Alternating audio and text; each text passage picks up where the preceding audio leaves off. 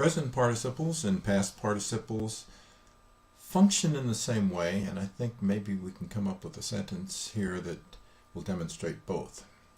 Present participles are verb forms which end in ing and which function as adjectives.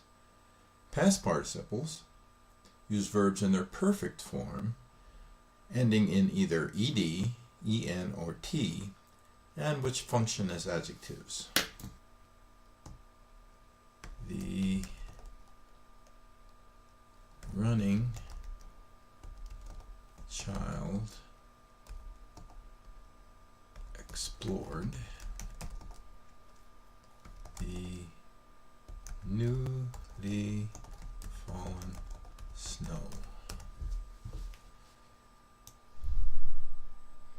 The sentence contains both a present participle and a past participle. It looks like we might have three verbs: running, explored, and fallen, but no, the only real verb we have here that's functioning as a verb is explored.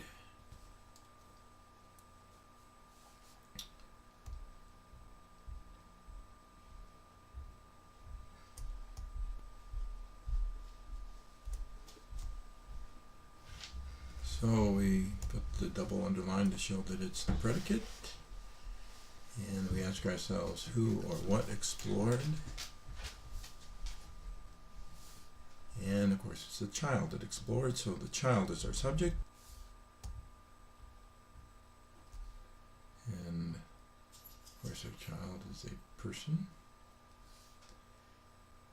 And let's see, do we have any other nouns? Yes, we have snow. And snow would be a thing, so we use our baseball or basketball code here. Running is functioning as an adjective, but it looks like a verb, doesn't it, with this ing ending? Well, that makes it a participle. Fallen is modifying snow here. It looks like the perfect form of the verb fallen,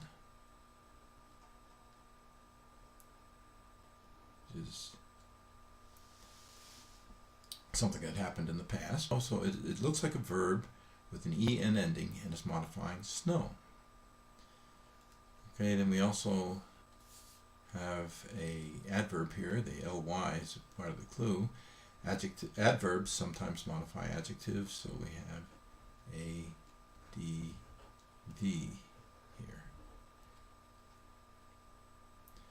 Now, if we were to diagram this, we're just diagramming our participles as though they were adjectives, which in a sense they are, with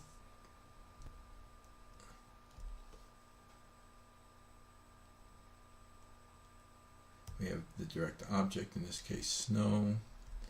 We're going to have two modifiers here.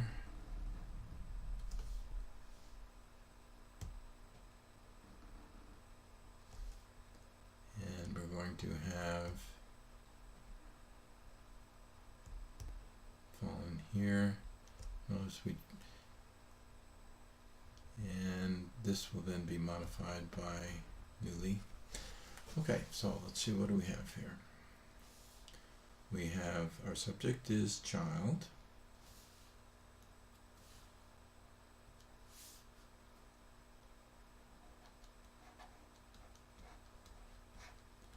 Our verb is explored. And our direct object, since this is an action verb, we explored what? Snow. We have our article modifier the to start the sentence. And now, here's our first participle. Now, participles come down on a slanted line just like any other modifier. However, since they also function sort of as a verb, we do them a little differently, and we have them kind of curve right around here. Some people actually draw a curved line there. And we're going to put running.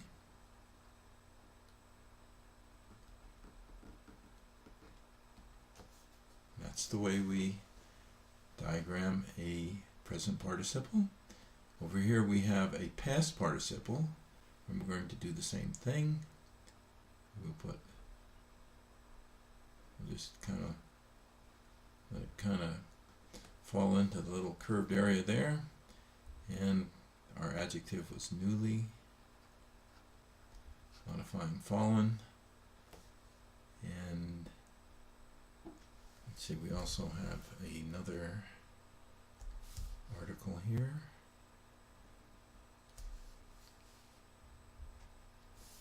Which is, again, the article the. Infinitives use a verb form which begins with the word to in front of it, and which can function either as a noun or an adjective. To excel at sports requires determination.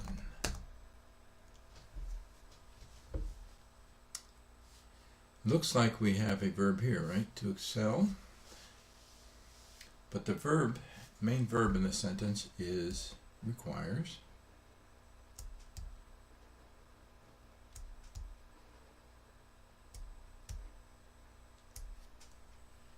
To excel is our subject, and it's the concept of being very, very good at something, to excel at it. So even though it looks like a verb, it is functioning as the subject, it is functioning as a noun, and that's what an infinitive does. Okay, let's see if we have any other nouns here. We do have sports, also a concept.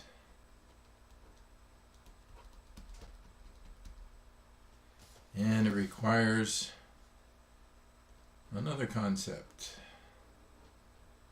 determination. And we have one preposition here, at. Now to is a preposition too, but we're going to include that as part of this infinitive. Now, infinitives, like gerunds, have something that's a little unusual, to point out that they are different.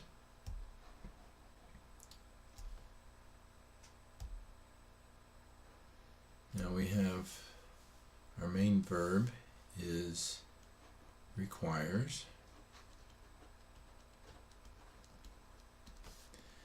Our direct object is the concept of determination.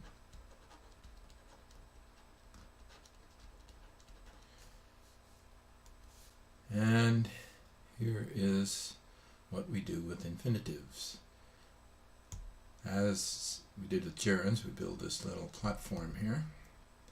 But instead of a stair step, we have a diagonal line that comes down, and then a horizontal line going across.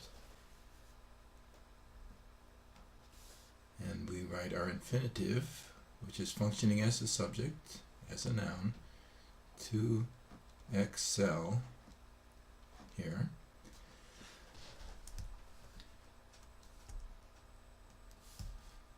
We also have a prepositional phrase,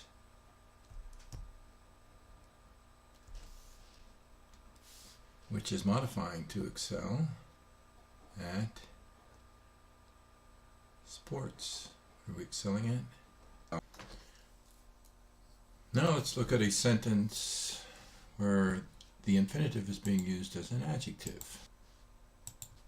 Her decision to study helped her to get into college.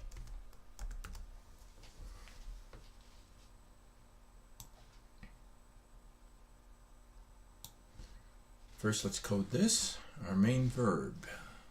Well, to study looks like a verb, But helped is going to be our main verb. To study is an infinitive, so we're suspicious that it's something else.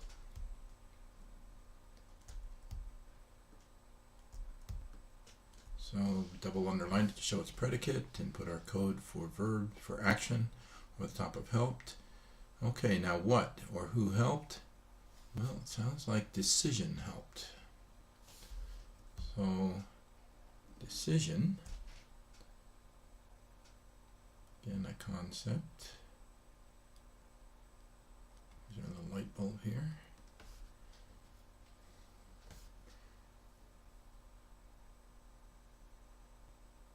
And we have another noun here, her, person. Oh, looks like we have another infinitive here. College, let's call that a place.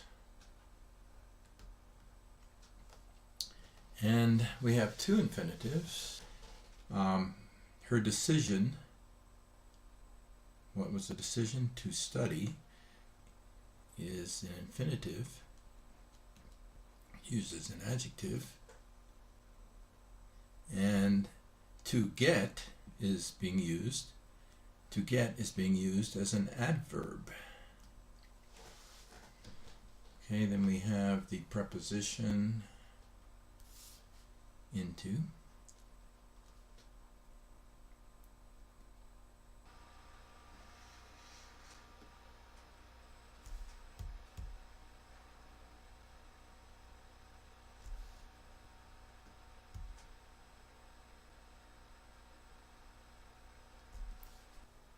In this case, and that's being used as a noun, in this case, her, I should put this up here also, is also being used as an adjective.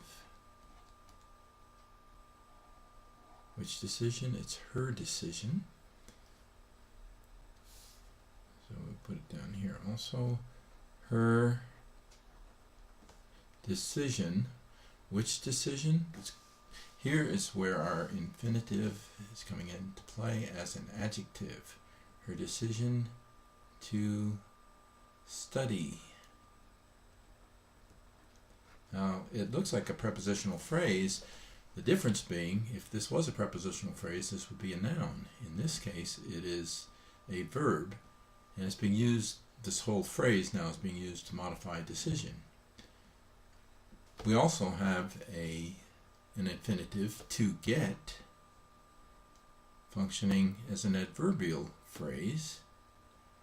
And again, it looks like a prepositional phrase. However, the difference is get is a verb, not a noun. If this was a prepositional phrase, that would be a noun. Well, here's a prepositional phrase to prove our point. Get where, into, and here is our noun, college. So the last one is a prepositional phrase.